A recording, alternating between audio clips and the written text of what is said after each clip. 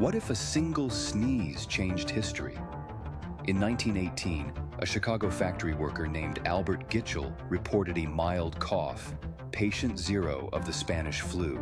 Within weeks, his cold sparked a pandemic killing 50 million. Hospitals overflowed, cities shut down, coffins piled high. Would you risk your life to clock into work? Albert's story reminds us the smallest spark can ignite global chaos, but courage in crisis defines who we become.